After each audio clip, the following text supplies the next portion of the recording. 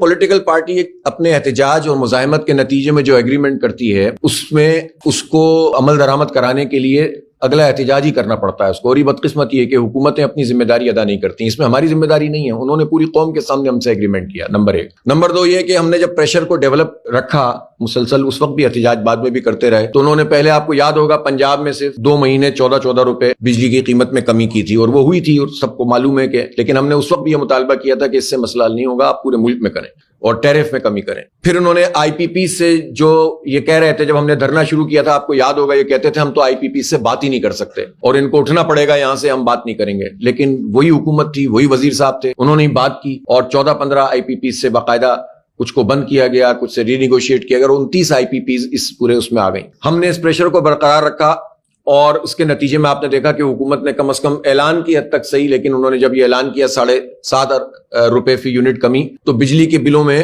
وہ تو یہ ورکنگ بھی کسی کے پاس نہیں جو میں نے آپ کو بتائی. میں بھی یہ کہہ سکتا تھا کہ ہم نے 7.5 روپے کم کروا دیے، لیکن میں آپ کو بتا رہا ہوں کہ حکومت نے اس میں بھی دھوکہ دیا ہے اور 7.5 کے بجائے کہیں 3 روپے کہیں 4 روپے کم کیے ہیں. لیکن اس کا مسلسل تعاقب کریں گے. ایک پولیٹیکل پارٹی یہی کر سکتی، اپنے اس پریشر کو بڑھا سکتی، وہ ہم بڑھائیں گے.